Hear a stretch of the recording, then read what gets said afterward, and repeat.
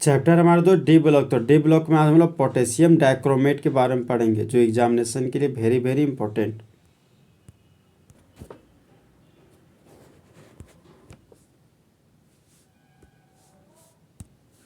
Potassium dichromate, तो potassium dichromate का formula होता है K2Cr2O7, जहाँ पोटेशियम का 2 आइटम है, क्रोमियम का 2 आइटम है और ऑक्सीजन का 7 आइटम है। इसका रंग होता है ऑरेंज कलर का। क्रोमियम का ऑक्सीडेशन नंबर +6 होता है। तो पोटेशियम का ऑक्सीडेशन नंबर +1 है तो +1 लिख दिए। पोटेशियम का 2 आइटम है तो गुना 2 कर दिए। पोटेशियम से क्रोमियम की तरफ जा रहे हैं तो पॉजिटिव साइन का यूज किए। क्रोमियम को ऑक्सीडेशन नंबर ज्ञात करना तो 1 समान है। क्रोमियम का 2 आइटम है तो 2 से गुना कर दिए। क्रोमियम से ऑक्सीजन की तरफ जा रहे हैं तो पॉजिटिव साइन का यूज किए। ऑक्सीजन का ऑक्सीडेशन नंबर -2 होता है तो -2 लिख दिए। ऑक्सीजन का 7 आइटम है तो गुना 7 कर दिए। पोटेशियम डाइक्रोमेट न्यूट्रल मॉलिक्यूल है तो बराबर 0 कर दिए।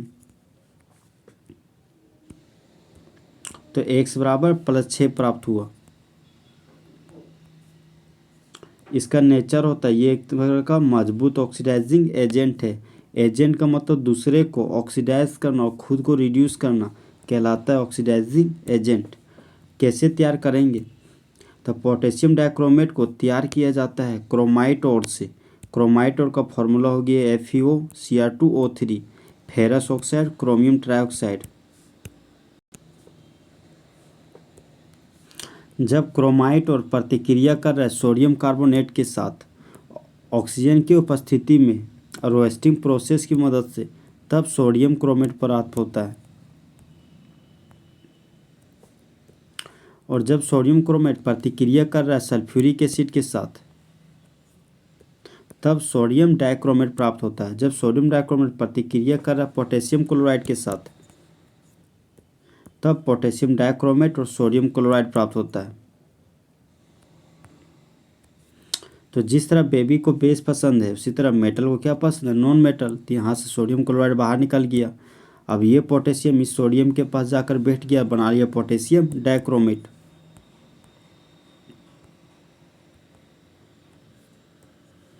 स्टेप नंबर 1, जब क्रोमाइट ओर को बदल दिया जाता है क्रोमेट में। जब क्रोमाइट और प्रतिक्रिया कर रहा है सोडियम कार्बोनेट के साथ ऑक्सीजन की उपस्थिति में, तब सोडियम क्रोमेट फेरिक ऑक्साइड और कार्बन डाइऑक्साइड बनाता है। तो आयरन का स्टेबल फॉर्म हो गया फेरिक ऑक्साइड, क्रोमियम का स्टेबल फॉर्म हो गया सोडियम क्रोमेट। और जब कभी कार्बोनेट को हम लोग हीट करते हैं तो टूट जाता है कार्बन डाइऑक्साइड और नेसेंट ऑक्सीजन के रूप में। तो बाय प्रोडक्ट रूप में इस तरह कार्बन डाइऑक्साइड भी निकल गया। जब क्रोमेट बदल जाता है डाइक्रोमेट में, तो सोडियम क्रोमेट प्रतिक्रिया कर रहा है सल्फ्यूरिक एसिड के साथ और बना रहा है सोडियम डाइक्रोमेट, सोडियम का सल्फेट और वाटर का मॉलिक्यूल। तो देखिए दोस्त, जब कभी सोडियम सल्फेट के साथ रिएक्ट करता है तो सोडियम का सल्फेट बना लेता है।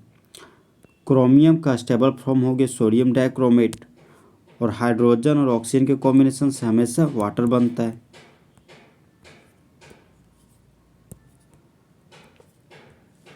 स्टेप 3, जब सोडियम डाइक्रोमेट को बदल दिया जाता है पोटेशियम डाइक्रोमेट में, तो जब सोडियम डाइक्रोमेट प्रतिक्रिया कर रहा है पोटेशियम क्लोराइड के साथ, तो पोटेशियम डाइक्रोमेट और सोडियम क्लोराइड बनाता है।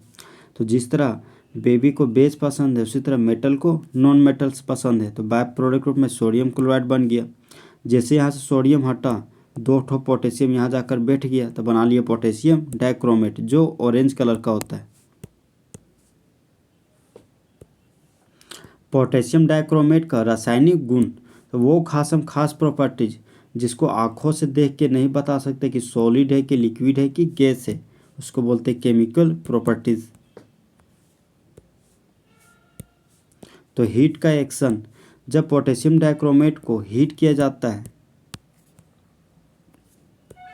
तब पोटेशियम क्रोमेट, क्रोमियम ट्राइऑक्साइड और ऑक्सीजन प्राप्त होता है।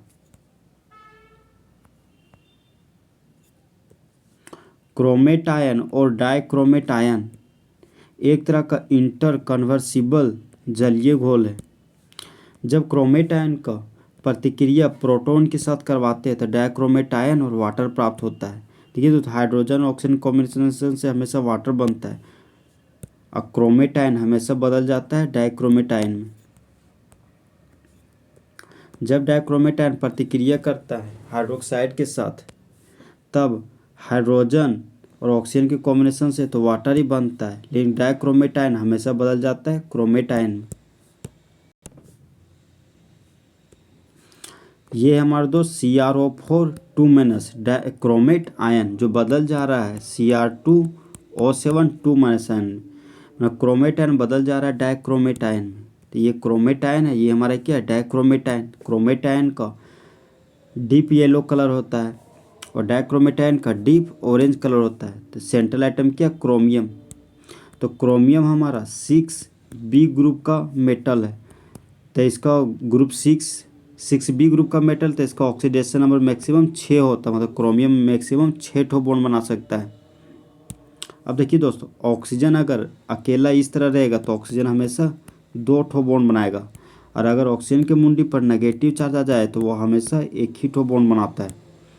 तो ऑक्सीजन है तो हमेशा 2 बॉन्ड बनाएगा, ऑक्सीजन 2 बॉन्ड बनाएगा। अब ऑक्सीजन के मुंडी पर नेगेटिव चार्ज आ गया तो वह सिंगल बॉन्ड बनाएगा।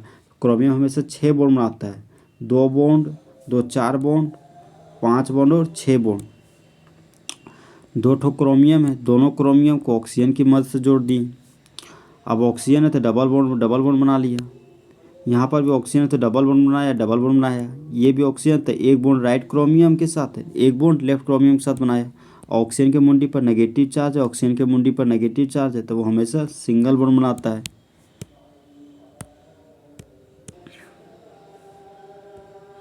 क्रोमेट आयन H+ के साथ रिएक्ट करके डाइक्रोमेट आयन बनाता है और डाइक्रोमेट आयन OH- के साथ रिएक्ट करके क्रोमेट आयन बनाता है। ऑक्सीडाइजिंग प्रकृति। पोटेशियम डाइक्रोमेट एक तरह का मजबूत ऑक्सीडाइजिंग एजेंट है अम्लीय माध्यम में। तो एजेंट का मतलब तो दूसरे को ऑक्सीडाइज करना और खुद को रिड्यूस करना कहलाता है ऑक्सीडाइजिंग एजेंट। तो अम्लीय माध्यम में पोटेशियम डाइक्रोमेट ऑक्सीडाइज कर देता है, तो आयोडाइड के ऑक्सीडेशन से आयोडीन बनता है, फेरस के ऑक्सीडेशन से फेरिक बनता है, हाइड्रोजन सल्फाइड के ऑक्सीडेशन से सल्फर बनता है। तो Cr2O7 2- ऑक्सीडाइज होकर Cr3+ में कन्वर्ट हो गया। हाइड्रोजन सल्फाइड ऑक्सीडाइज होकर सल्फर में कन्वर्ट हो गया। सबसे पहले एलिमेंट को बैलेंस करेंगे। क्रोमियम का 2 आइटम, यहाँ क्रोमियम का 1 आइटम था, तो बैलेंस करने के लिए 2 से गुना कर दिए। अब हम लोग ऑक्सीजन को बैलेंस करेंगे। यहाँ पर 7 ऑक्सीजन है, इधर 0 ऑक्सीजन है, तो ऑक्सीजन को बैलेंस करने के लिए यहाँ 7 ठो वाटर जोड़ दिए।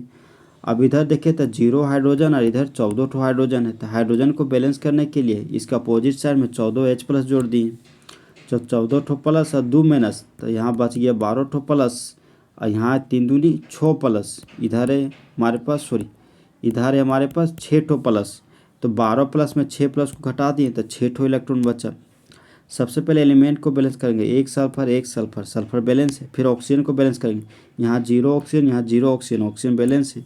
अब हाइड्रोजन को बैलेंस करेंगे, 2 ठो हाइड्रोजन है और यहाँ पर 0 ठो हाइड्रोजन है, तो हाइड्रोजन को बैलेंस करने के लिए 2 ठो H+ जोड़ दिए। अब चार्ज बैलेंस करेंगे, इधर 0 चार्ज है, इधर 2+ चार्ज है, तो 2+ को 0 के बराबर करने के लिए 2 ठो इलेक्ट्रॉन लूज कर दिए। तो इस तरह इलेक्ट्रॉन भी क्या हो गया बैलेंस। अब यहाँ देखिए 6 ठो इलेक्ट्रॉन है, यहाँ 2 ठो इलेक्ट्रॉन, तो इलेक्ट्रॉन को बैलेंस करने के लिए 3 से गुना कर दिए, तो ये 6 इलेक्ट्रॉन कैंसिल हो गया। Cr2O7 2- के लिए Cr2O7 2- लिख दिए।